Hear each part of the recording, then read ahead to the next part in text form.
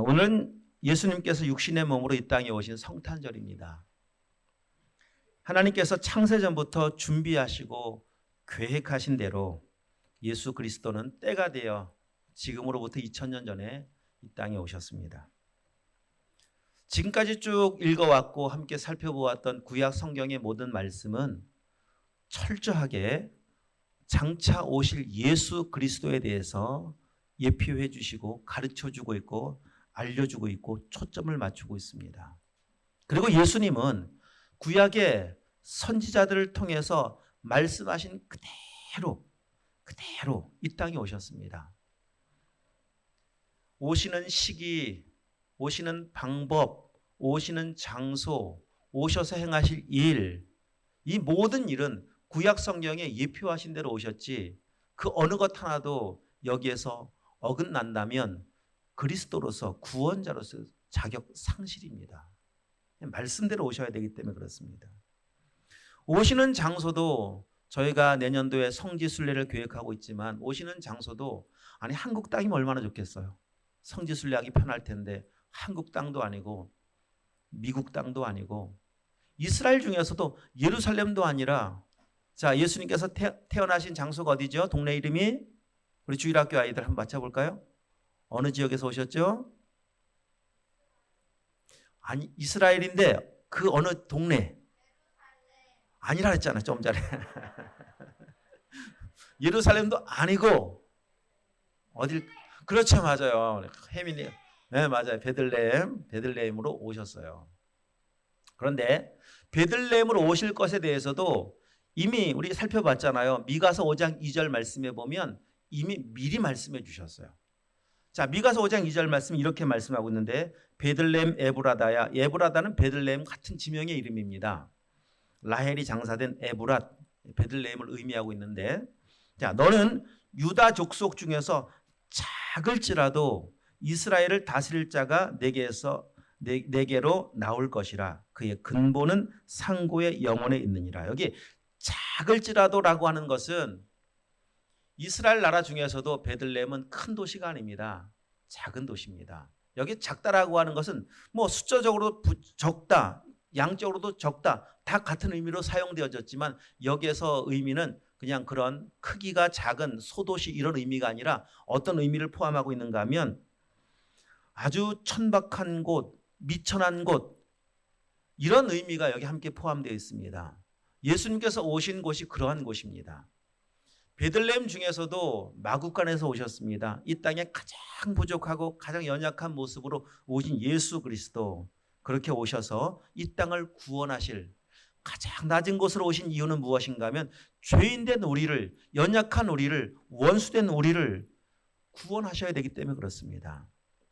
이렇게 철저하게 예수님은 말씀대로 오셨습니다.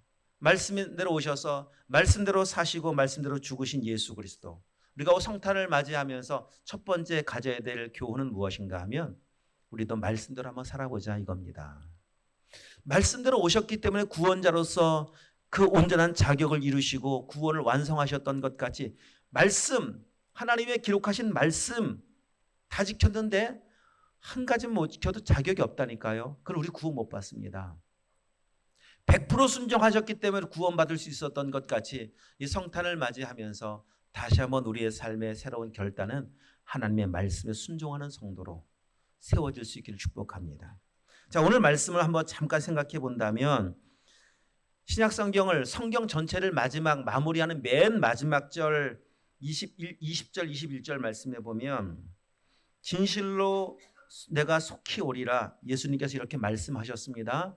그리고 그 말씀을 하실 때 아멘 주 예수의 오시옵소서 이 아멘 주 예수의 오시옵소서 이 문장을 아람어로 마라나타라고 말을 합니다. 마라나타 주 예수의 오시옵소서.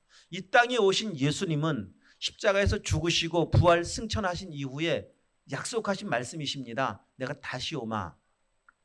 육신의 모습으로 초림하셨지만 다시 이제 우리 모두는 재림하실 예수님을 기다리고 있고 맞이하는 성도로 이 땅을 살아가고 있습니다. 약속하신 대로 다시 오십니다. 다시 오시는 그날은 심판의 날입니다.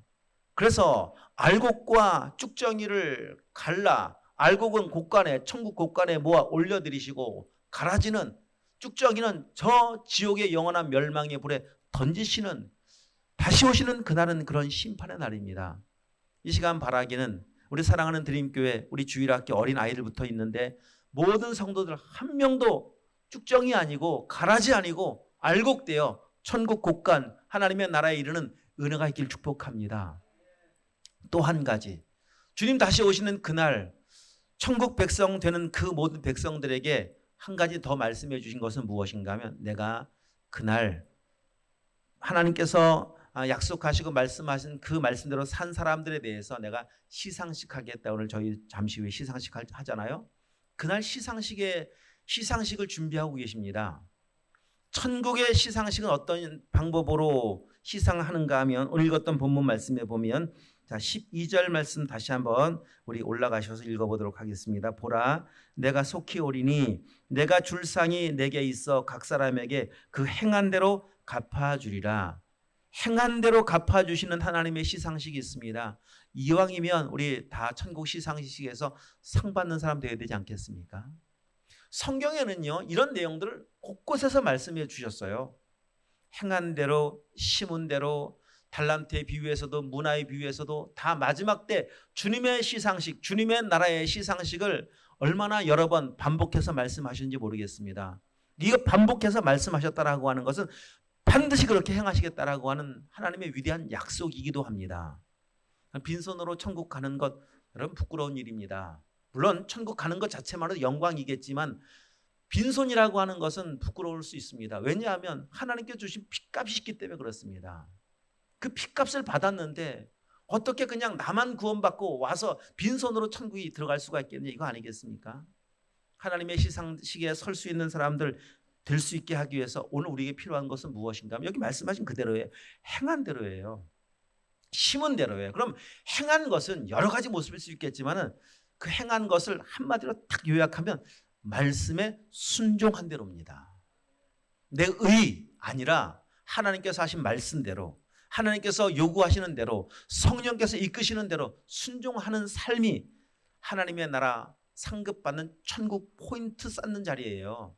말씀에 순종하는 그 시간이 그 삶의 모습이 지금까지 여러분 얼마나 많은 천국 포인트 쌓은지 모르겠습니다. 지금까지는 어쩐지 몰라도 아직 우리가 살아있다라고 하는 것은 기회가 있다는 거예요. 기회가. 이 기회 그냥 놓치지 마시고 우리가 한 해 한 해 시간이 지나가면서 2022년 뭐 해마다 그런 말 합니다. 올해도 시작하면서 금방 지나갈 겁니다. 정말 금방 지나왔어요. 내년 2023년도 송년주일 또 금방 맞이하게 될 거예요. 한 해가 가면서 우리가 드는 생각은 무엇인가 하면 점점 주님 만날 날이 가까우고 있구나. 여러분 다 느끼셨겠지만은 올해 저도 돌아보니까 결혼식 한다는 그 청첩장 받아본 적이 있었나 생각해 보니까 1명 정도 2명 정도 있는 것 같아요. 돌잔치 소식 들어본 적 있나 생각해 보니까 거의 막 기억이 나질 않습니다. 그런데 부고장 많이 받으셨죠? 그 부고장이 어느 날 내 부고장이 될 수 있습니다. 예외가 없습니다. 주님 만날 날 언제일지 우리는 알 수가 없습니다. 우리 그때를 바라보고 기다리면서 아멘! 주 예수의 오시옵소서. 이 땅에 주님 지상 재림하실 거 분명히 맞지만 우리가 주상 재림하기 전에 개인적인 종말 속에 주님 만날 수 있거든요. 그날 주님 앞에 설 때 참 잘했구나. 충성되이 살았구나. 라고 하면서 천국 시상식에서 주님께서 우리에게 준비해 놓으신 생명의 면류관 받는 저희 모두가 다 될 수 있도록 우리 2023년도에는 보다 더 말씀으로 순종하여 오늘 그 내용이 그거 아니겠습니까? 말씀대로 오셨던 예수 그리스도와 같이 우리의 모든 삶을 살아가는 원칙의 말씀대로 삶을 살아가는 그 모습으로 하나님께 영광되어지고 하나님께서 우리 가운데 이 땅에 오신 그 핏값 헛되지 않은 그런 은혜가 있기를 주님의 이름으로 축복합니다. 기도하시겠습니다.